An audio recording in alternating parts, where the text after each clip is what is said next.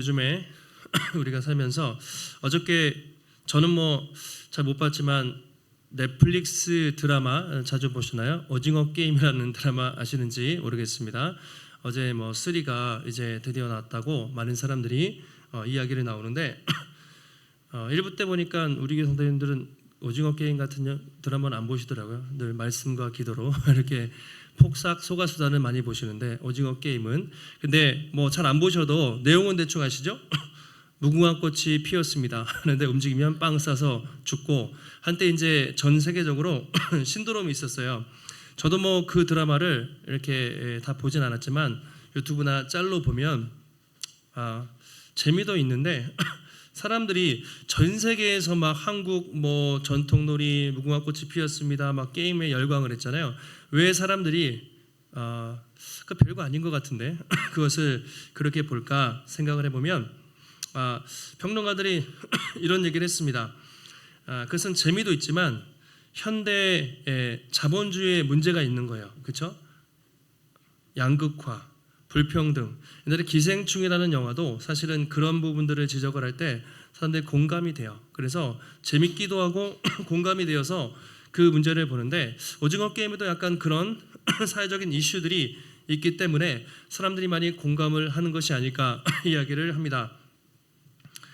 드라마를 보시면 456명의 사람들이 1등하면 얼마 받냐면 456억을 받는다고 하죠. 그 상금을 넣고 1등하면 456억. 중간에 게임을 탈락하면 죽는 거예요. 그런 게임에 도전을 하죠. 거기에 하는 사람들을 보면 빛에 쩌든 사람들, 또 탈북자들, 실패한 인생을 사는 어려운 사람들이 각자의 목표를 가지고 돈 벌러 가는 거죠. 게임에 승리하기 위해서 가는데 한 가지 공통점이 있습니다. 그들에게는 인간답게 살고 싶은 그런 갈망이 그 사람들의 마음속에 있는 것이죠. 한 참가자가 게임에 참가하기 전에 이렇게 이야기를 합니다. 차라리 죽는 게 낫겠다고 생각했어. 그런데 죽기 전에 깨달았어. 나는 단 한 번이라도 인간답게 살고 싶었다 이야기를 해요. 그러니까 세상 밑바닥에서 자본주의, 돈이 지배하는 세상에서 돈이 없어서 또는 사람들에게 천대받으면서 하루라도 인간답게 살고 싶은 사람들이 그 게임에 동참을 하는 것이죠. 그런데 인간답게 살고 싶다. 이것은 그들뿐만 아니라 이 땅을 살아가는 모든 사람들의 바람이기도 합니다. 거창하게 크고 성공해서 멋진 인생을 살고 싶다. 그런 사람도 있지만 대부분의 사람들은 그냥 인간답게 그냥 행복하게 소소한 행복을 누리면서 살고 싶은 것이죠. 잘 생각해 보면 인생을 게임으로 비유한다면 어쩌면 지금 이 시대의 사람들도 각자 현대판 오징어 게임에 참여하고 있는 거예요. 우리 학생들 내일부터 시험 봐요? 시험 기간인데 이렇게 예배 나왔어. 잘 나와야 돼요. 그렇죠? 학생들은 더 좋은 성적, 더 좋은 대학이라는 목표를 향해서 오징어 게임을 하고 있는 거예요. 직장인들은 승진, 더 높은 연봉과 더 높은 자리, 성공을 얻기 위해서 지금도 현대인들은 직장에서 오징어 게임에 참여하고 있습니다. 부모님들은 자녀의 성공, 뒷바라지, 그렇죠? 경제적 안정, 내 집 마련, 이왕이면 더 좋은 넓은 평수의 아파트, 이걸 얻기 위해서 오징어 게임을 뛰고 있습니다. 우리 또 어르신들은 시간이 지나면 노후 보장, 건강과 안락한 삶이라는 그 목표를 향해 오징어 게임을 뛰고 있어요. 각자 열심히 살지만 문제는 세상에서 승자 독식, 힘 있는 사람이 다 쓸어가요. 약한 사람들은 별로 갖지 못한다는 것이죠. 그 사람들은 많이 가져도 공허해요. 처음에 내가 이 정도 가지면, 통장에 이 정도 돈이 있으면, 이 정도 지위에 올라가면 뭔가 만족할 것 같은데 어떤 물건을 사면 그러나 그 물건을 사고 그 자리에 올라가고 내가 그토록 바랬던 것이 채워진다 한들 시간이 지나면 다시 공허하고 다시 외롭고 다시 목마름이 찾아오는 거죠. 이것이 인간의 실존의 모습입니다. 아무리 노력하고 아무리 붙잡으려 해도 이 목마름이 채워지지가 않아요. 왜 그럴까요? 그것은 인간에게는 하나님이 아니면 채울 수 없는 그 빈자리가 있기 때문이죠. 우리가 여러분 목마를 때 목마르다고 갈증 난다고 아무 물을 마시면 안 되죠. 오염된 물을 마셔도 안 되고 소금물이나 바닷물 마시면 어떻습니까? 목마른데 소금을 먹으면 탈수증돼서 죽어요. 더 갈증이 나죠. 그래서 물이라고 다 되는 물이 아니라 진짜 물을 마셔야 되는데 세상이 주는 것들은 자극적이에요. 잠깐은 해결되는 것 같은데 바닷물처럼 먹어도 목마르고 먹어도 갈증이 생기고 탄산수도 마찬가지로 계속 목마름이 있는 것이죠. 그래서 이 모든 것을 다 누려본 우리의 신앙의 선배 솔로몬이 전도서에서 뭐라고 얘기했습니까? 전도서 3장 11절에서 이렇게 얘기했습니다. 하나님이 모든 것을 지으시되 때를 따라 아름답게 하셨고 또 사람들에게는 어떤 걸 주셨죠? 영원을 사모하는 마음을 주셨다. 모든 사람에게는 지금 예수를 믿든 믿지 않는 모든 사람에게는 영혼에 대한 감각, 센스라고 세번역에는 되는데 우리가 처음부터 살게 될 때는 영혼에 대한, 즉 하나님에 대한 감각을 가지고 창조가 된 거예요. 파스칼 아시죠? 블레이즈 파스칼 수학자이자 또 철학자가 모든 인간의 마음에는 하나님 모양의 큰 구멍이 있다. 하나님 모양의 구멍이 있어서 하나님만이 채울 수 있는 공간이 있다는 것이죠. 다시 말하면 아담과 하와 이후로 타락해서 하나님을 떠난 인간은 큰 구멍이 뚫린 거예요. 인간의 마음속에는 텅 빈 마음, 그 우리가 공허함이라고 표현합니다. 그 사람들은 그 공허함을 채우기 위해서 돈 또는 명예 또는 쾌락 또는 인정 또는 성공 또는 안락, 다양한 우상을 찾아가고 있는 것이죠. 지금으로부터 2000년 전 한 분이 그 인간의 가장 근본적인 목마름을 해결하기 위해서 이 땅에 오셨습니다. 그분이 예수님이 초막절 축제 사람들에게 많은 사람들이 있을 때 이렇게 외치셨습니다. 누구든지 목마르거든 내게로 와서 마시라. 이 말은 뭐냐면 진정 인간의 목마름을 해결할 자는 나이다. 내가 너희들의 근본적인 목마름을 해결해 주겠다. 나를 믿는 자는 성경의 이름과 같이 그 배에서 생수의 강이 충만하게 흘러 넘칠 것이다. 이렇게 말씀을 하셨습니다. 한마디로 진짜 복음을 선포하신 것이죠. 오징어 게임의 참가자들은 자기 목숨을 내놓고 그 상금 얻기 위해서 그렇게 달려가지만 예수님은 자기의 목숨을 내어주심으로 우리에게 진정한 생명을 허락해 주셨습니다. 이 말씀을 통해서 우리는 과연 무엇을 향해서 그렇게 달려가고 있는가? 우리는 그토록 무엇에 목말라 하면서 열심히 살아가고 있는가? 한번 살펴보시고 참된 생명의 근원, 참된 반석이 되시는 또 예수 그리스도의 그 복음 또 은혜에 귀를 기울이는 복된 시간이 되시기를 주님의 이름으로 축복합니다. 자, 오늘은 초막절에서 있었던 사건입니다. 앞서 형제들이 뭐라 그래요? 갈릴리 총구석에 있으니까 형님 명절입니다. 여기 계시지 마시고 좀 예루살렘 가서 사람들 많은 곳에 가서 도시에 가서 유명해지십시오. 높아지십시오. 그래야 우리도 좀 먹고 살 거 아닙니까? 이런 식으로 이야기를 했습니다. 그때 예수님은 안 가겠다고 하셨어요. 너희들 먼저 가라. 그리고 안 가겠다고 하시고는 조용히 초막절이 되었을 때 은밀히 예루살렘으로 가셨다라고 말하고 있습니다. 예수님 뭐 하셨냐면 초막절에 가서 성전에 들어가셨어요. 예루살렘 성전에 들어가서 계속 말씀을 전하셨는데 사람들의 반응이 참 다양했습니다. 어떤 사람들은 야 그거 선지자 아닌가? 진짜 구약시대부터 예언된 선지자다. 아니 어떤 사람들은 구약시대부터 예언된 그 메시아 구원자가 아닌가라고 말하기도 했습니다. 또 어떤 사람들은 저 사람 미친 사람이다. 미치광이다. 말도 안 되는 소리를 찌꺼리고 있다라고 반응하기도 했습니다.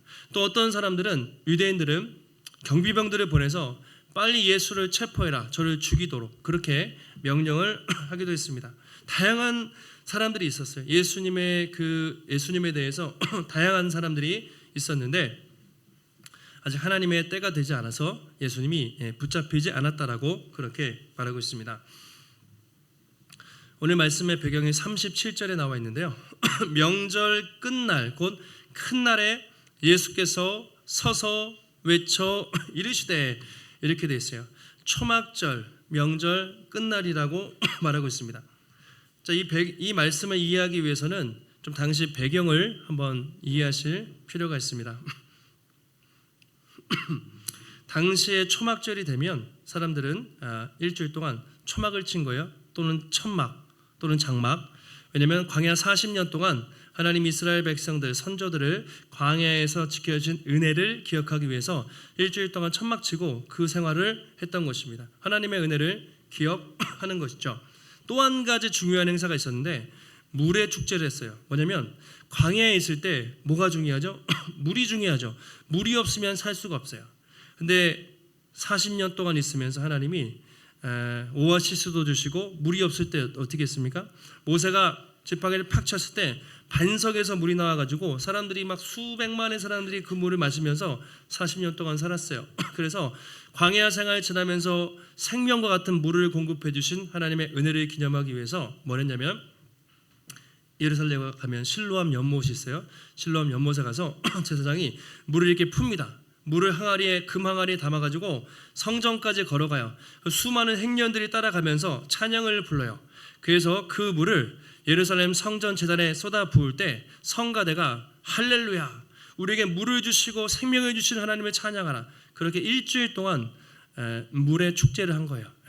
물을 채워주시고 공급해 주시는 하나님의 그 은혜를 일주일 동안 찬양을 했습니다. 바로 그 상황에서 일주일 동안 하고 오늘은 8일째 되는 날이에요. 그 행사가 마치고 수많은 사람들이 초막절 행사에 그 여운이 남아있을 때에 바로 오늘 예수님께서 그 설교를 하신 것이죠.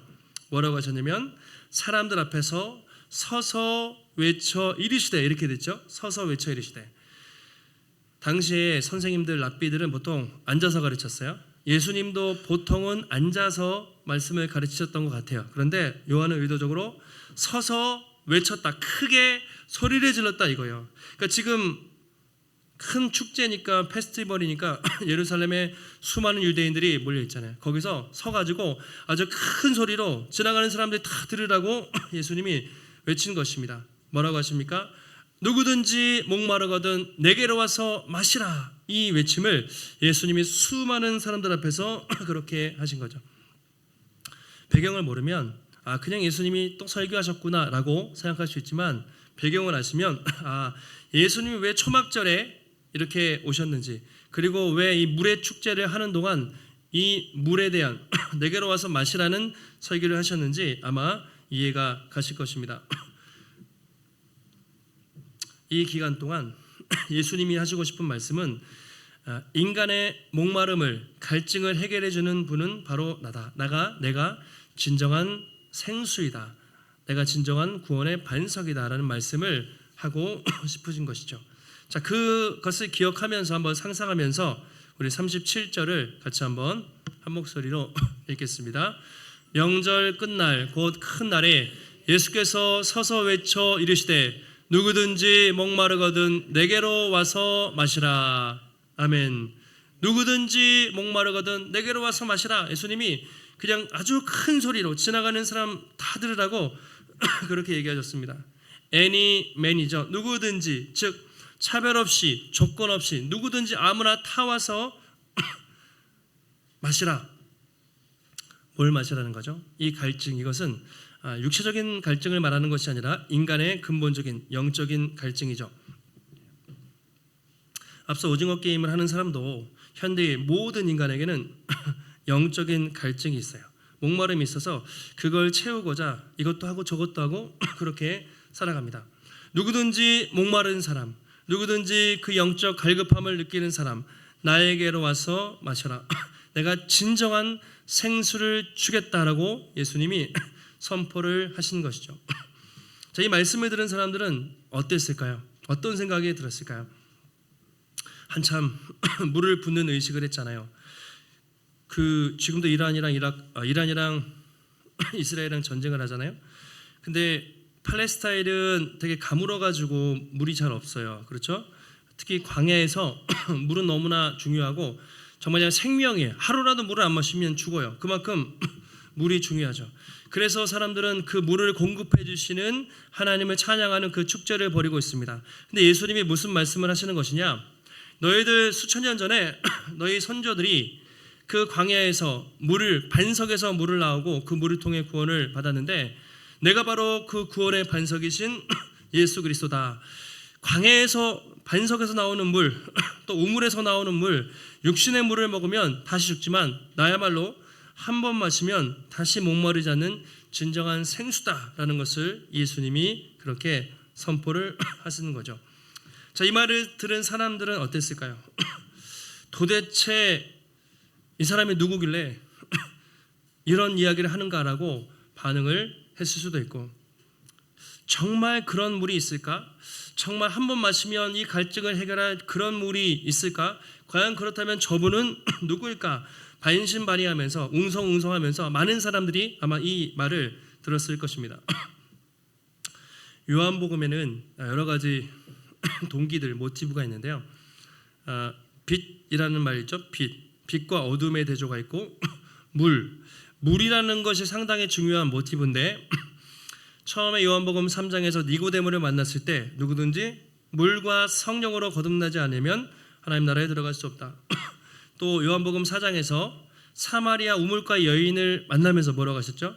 누구든지 이 우물물, 이 물을 마시는 자는 목마르려니와 내가 주는 물을 마시는 자는 영원히 목마르지 아니하리니 내가 주는 물은 그 속에서 영생하도록 솟아나는 샘물이 되리라. 그렇게 말씀하셨죠. 바로 그 물, 한 번 마시면 다시는 목마르지 않은 구원의 생수, 바로 그 물을 마시라.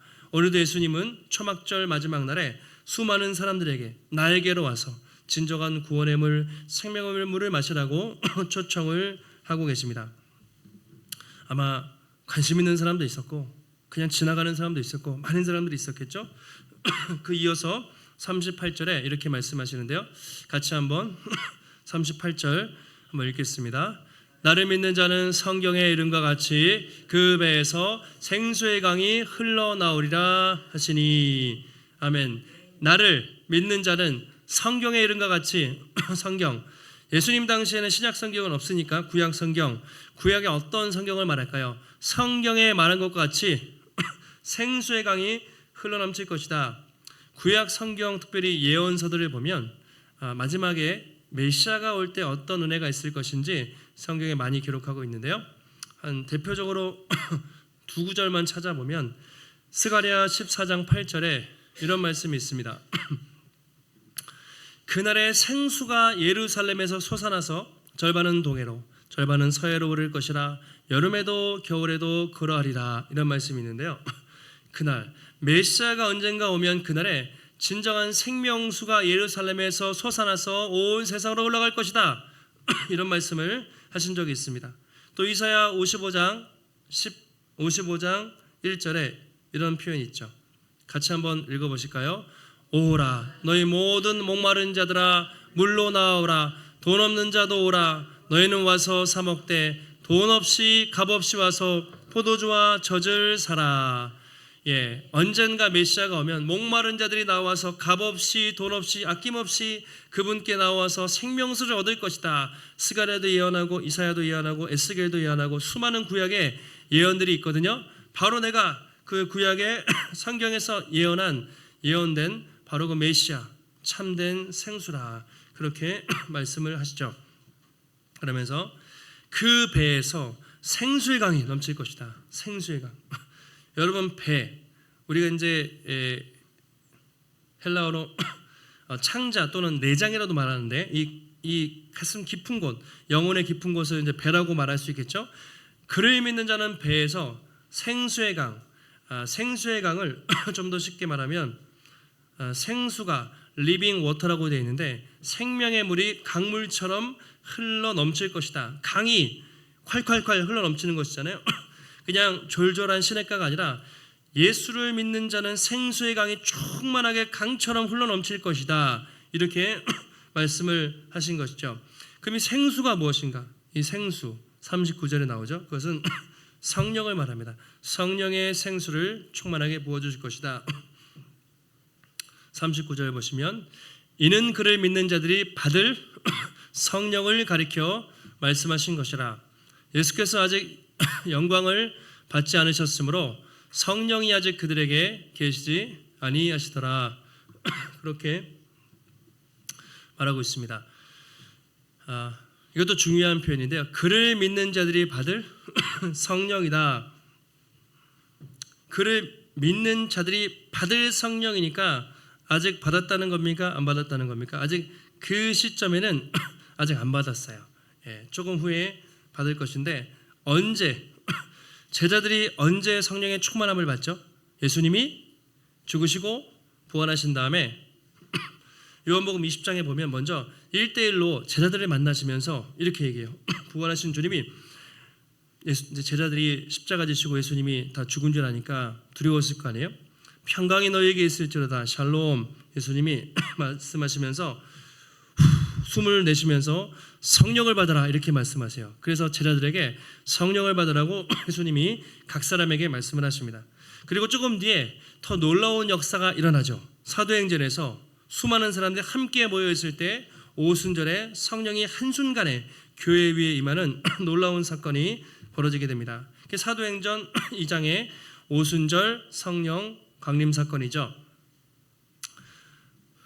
사도행전 2장을 보시면 오순절이 이름에 그들이 다 한 곳에 모여 있었더니 호련히 하늘로부터 급하고 강한 바람 같은 소리가 있어 온 집에 가득하여 불의 혀처럼 갈라지는 것들이 그들에게 보여 각 사람 위에 임하더니 그들이 다 성령의 충만함을 받고 다른 언어 즉 방언으로 말하기 시작하더라 이렇게 말하고 있습니다. 그들이 각 120명이죠. 마가의 다락방에서 120명의 성도들이 기도하는데 하늘로부터 엄청난 바람 같은 불 같은 역사가 나타나고 사람들이 막 각 나라 방언으로 역사하는 그 성령의 임하심이 오순절에 있었던 것이죠. 그리고 그 오순절 성령 강림 사건 이후부터 교회는 폭발적으로 엄청나게 성장을 해요. 근데 지금 이 시점에는 아직 그들이 성령을 안 받았어요. 그래서 아직 그걸 잘 이해하지 못했다라고 말하고 있습니다. 요한은 이것을 아직 예수께서 영광을 받지 않으셨기 때문이다 이렇게 말해요. 자, 예수님이 영광을 받으셨다라는 게 무슨 말일까요? 아이러니하게도 요한복음에서 예수님이 영광을 받으셨다는 표현은 예수님이 십자가에서 죽으셨다는 거예요. 근데 우리가 어떻게 예수님이 십자가에서 죽으시는 게 그게 어떻게 영광입니까? 수치스럽고 치욕스러운 사건이죠. 그런데 요한은 예수님의 십자가의 죽으심을 영광이라고 표현하고 있습니다. 왜 그럴까요? 예수님이 죽으셔야만 부활하시고 그분이 부활하시고 승천하셔야만 성령이 내려오시기 때문에 그분이 죽으셔야만 하늘 보좌에 앉으시기 때문에 요한은 예수님의 십자가에서 죽으시는 것을 아주 영광스러운 사건이다. 영광이다. 그렇게 말하고 있습니다. 바울이 빌립보서 2장에서 이렇게 이야기했죠. 그는 근본 하나님의 본체시만 하나님과 동등할 것을 취할 것으로 여기지 않고 자기를 비워 종의 형체를 가지사 사람이 되셨는데 죽기까지 복종하셨으니 곧 십자가에 죽으심이라. 이게 예수님의 낮아지심이죠.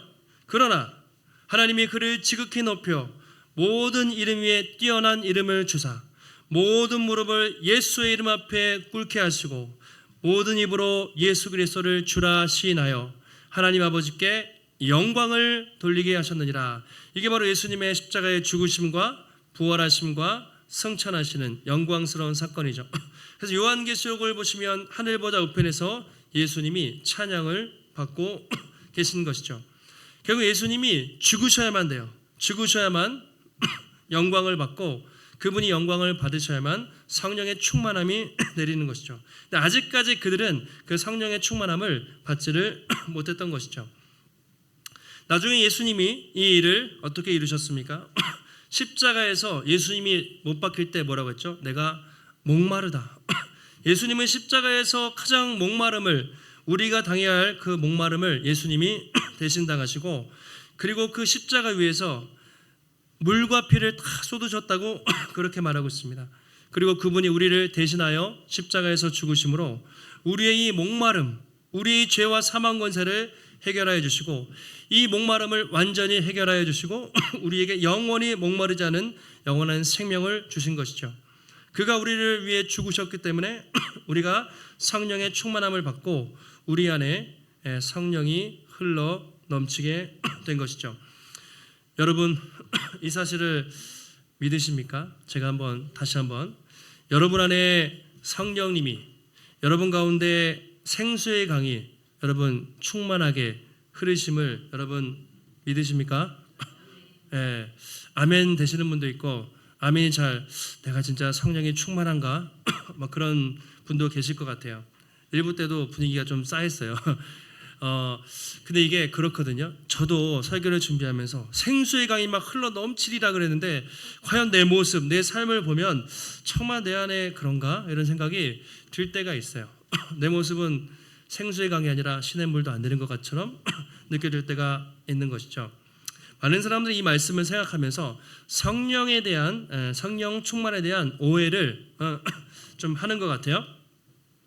우리가 성령 충만하면 어떻게 생각합니까? 엄청 뜨겁고 막 열정적이고 방언도 하고 눈물도 흘리고 병도 고치고 예언하고 뭐 그 정도 뭔가 팍 되고 전도하고 막 그 정도 되면 성령 충만하다라고 우리가 생각을 할 수가 있습니다. 물론 성령 충만하면 그런 일이 나타나기도 하겠죠. 그런데 오늘 예수님 말씀에 의하면 그냥 나를 믿는 자는 그 배에서 생수의 강이 흘러넘칠 것이다 라고 말씀하셨어요. 네가 방언을 하면 네가 막 정말 예언을 하면 정말 눈물 콧물 흘리면서 뜨거움이 아니라 누구든지 나를 믿는 자는 생수의 강이 흘러넘칠 것이라고 말씀을 하셨습니다. 그러니까 우리 안에 성령이 계시다는 증거는 여러분의 특별한 은사, 여러분의 놀라운 능력, 여러분이 막 기가 막히게 막 그렇게 뜨겁다고 하는 것이 아니라 우리가 예수 그리스도를 믿고 주로 고백하는 데 있다라고 말하는 것이죠. 우리가 예수를 믿는 것, 여러분 예수님을 보신 적이 있습니까? 예수님을 만진 적이 있습니까? 예수님을 체험한 적이, 가끔은 환상으로 체험했다고 하는 분도 계시지만 환상으로 체험하신 분이 있습니까? 대부분 그렇지 않아요. 근데 우리는 어떻게 예수를 믿고 있는가? 그래서 내 지식과 경험으로 믿는 게 아니라 우리 안에 성령이 계시기 때문에 성령께서 우리로 하여금 예수 그리스도를 믿게 하시고 예수 그리스도를 주로 고백하게 하시기 때문에 믿는 것이죠. 다시 한번 질문을 드리면 이거 여러분들의 신앙 고백이에요. 여러분들은 예수 그리스도를 믿으시고 주님으로 고백하십니까? 예, 그렇다면 여러분 안에 이미 성령님이 충만하게 임재하고 계신 줄 믿으시기를 바랍니다. 예, 그건 같은 거예요. 예수를 믿는다는 그것은 그 안에 성령이 계시다는 증거입니다. 그리고 한 번 계신 성령은 절대로 떠나지 않는다. 성령이 인치신다고 그렇게 말하고 있습니다. 그래도 우리가 좀 이렇게 뭔가 좀 아쉬워요. 그것은 성령의 내주하심과 성령의 충만하심을 구분하셔야 돼요. 예수를 믿으면 예수를 믿는 자에게는 성령이 계세요. 그러나 성령의 충만의 강도는 사람마다 다를 수가 있습니다. 여러분들이 어떻게 살아가는가에 따라서 정말 여러분의 삶에 성령이 생수처럼 강처럼 콸콸콸 흐를 수도 있고요. 시냇물처럼 졸졸졸 흐를 수도 있고요. 메마른 땅처럼 갈라져 있을 수도 있어요. 마치 성령님이 안 계신 것처럼 그렇게 살 수도 있습니다. 그건 여러분이 어떻게 사느냐에 따라 달려 있어요. 지금 여러분의 영혼의 상태를 한번 자신의 상태를 돌아보시기 바랍니다. 내 영혼의 게이지, 주유소에 기름을 넣을 때 빨간색 불이 들어올 수 있잖아요. 앵꼬, 빨간색인가? 아니면 10% 찼는가? 아니면 절반 정도 찼는가? 아니면 100% 꽉 차 있는가? 아니면 충만하게 주체할 수 없을 정도로 성령이 내 안에 흘러 넘치고 있는가? 오늘 예수님은 분명히 그를 믿으면 생수의 강이 흘러 넘칠 것이다. 예. 주님은 그렇게 인색한 분이 아니거든요. 주시면 흘러 넘치도록 주신다고 하였어요. 근데 왜 우리는 저도 그렇고 그걸 그렇게 충만하게 누리지 못할까? 그게 우리에게 고민이 될 때가 많은 것 같습니다. 근데 말씀은 정답은 오늘 말씀에 있어요. 오늘 말씀을 보시면 다시 보세요. 37절에 누구든지 목마르거든 내게로 와서 뭐라고 돼 있죠? 마시라고 돼 있죠. 마시라라는 단어를 기억하시고 또 나를 믿는 자는 믿다라는 이 두 가지가 우리말로는 잘 안 나와 있어요. 헬라어 원어로 보면 현재 또는 현재 분사형인데 이것만 기억하시면 돼요.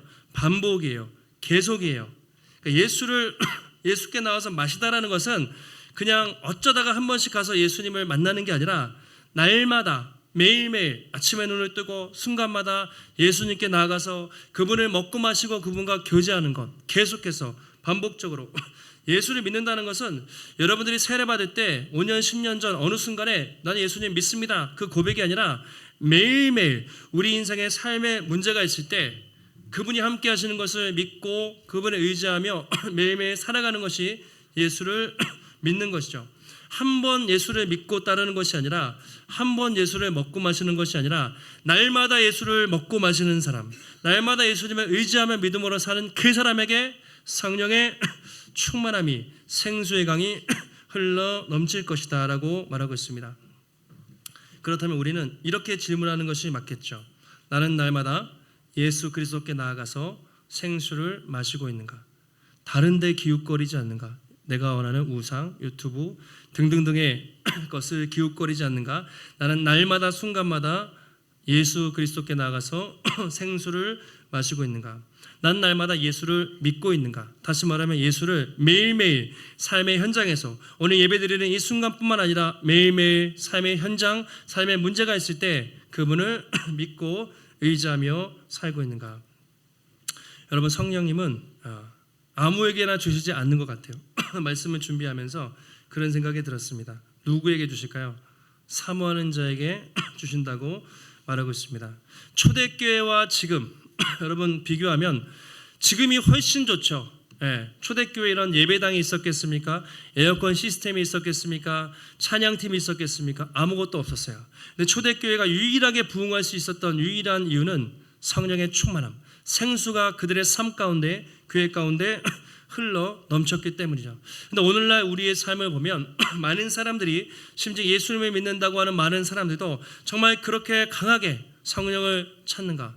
구하는 자에게, 찾는 자에게, 두드리는 자에게 무엇을 주신다고 했죠? 가장 귀한 것을 주시지 않겠느냐? 그것은 누가가 성령을 주시지 않겠느냐라고 말했습니다. 사모하는 자에게만 성령을 주세요. 사모하지 않는 자에게는 성령을 주시지 않습니다.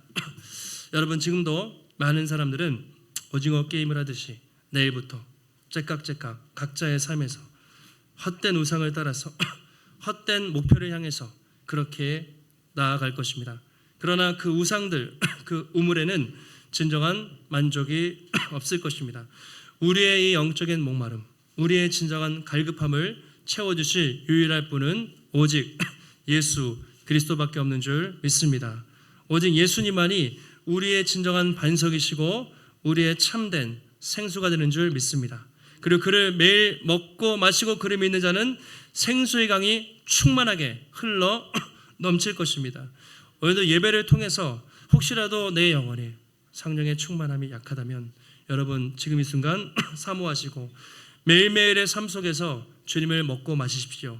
또 주님을 의지하는 가운데 그분과 친밀히 동행하며 여러분의 삶에 성령의 생수가 충만하게 넘쳐서 여러분을 통해 주변에 예수 그리스도의 생명과 또 예수 그리스도의 사랑이 충만하게 흘러넘치시기를 축복합니다. 우리 복음의 숲교회가 여러분 생수의 강이 흘러넘쳐서 얼마나 메말라 있습니까? 사람들이 죽어가고 있습니까? 이 메마른 땅에 예수의 생명, 예수의 복음을 증거하는 물이 끊어지지 않는 물된 동산 같은 성령 충만한 생수의 강이 흘러넘치는 복된 교회가 되시기를 예수님의 이름으로 축원합니다. 하나님 감사합니다. 오늘도 거룩한 날 우리에게 귀한 말씀 주시고 우리의 진정한 갈급함과 목마름을 해결하실 분은 오직 예수 그리스도밖에 없음을 다시 한번 깨닫게 됩니다. 오늘날 많은 사람들이 하나님 성공의 우물, 쾌락의 우물, 인정의 우물, 하나님 또 여러 가지 우물을 쫓아가고 때로는 우리도 그럴 때가 있지만 우리의 진정한 목마름과 갈증을 해결하실 분은 오직 우리 주 예수 그리스도밖에 없는 줄 믿사오니 날마다 우리의 구원의 생수 되시고 구원의 반석 되신 예수 그리스도께 나아가 성령의 충만함, 생수의 강이 흘러 넘치는 삶을 살아갈 수 있도록 하나님 붙잡아 주시옵소서. 우리를 통해서 우리 주변의 가족들, 친척들, 또 직장 동료들에게 주님의 귀한 사랑이 흘러가게 하시고 이 복음의 숫궤를 통해서 이 메마른 땅에 하나님 정말 가물어 메마른 땅에 단비가 내리는 것처럼 생수의 강이 흘러가게 하셔서 복음이 흘러가게 하셔서 많은 사람들이 주께 돌아오는 생명의 역사가 나타날 수 있도록 하나님 붙잡아 주시옵소서. 오늘도 주 앞에 나올 때 하나님 우리의 마음과 정성을 다해 귀한 예물 드립니다. 하나님 우리의 그 귀한 마음을 받아 주시옵고 하나님 우리의 모든 것이 주님의 것입니다. 먼저 하나님의 나라와 의를 구하며 주의 몸된 교회를 위해서 우리의 삶을 드릴 때 하나님 부족함 없이 채우시고 날마다 공급하시는 하나님의 선한 손길을 날마다 경험할 수 있도록 붙잡아 주시옵소서. 한 주간도 광야 같은 세상에서 참된 생수 되신 주님만 의지하며 성령 충만함으로 승리케 하시기를 간구하오며 존귀하신 예수님의 이름으로 기도하옵나이다. 아멘.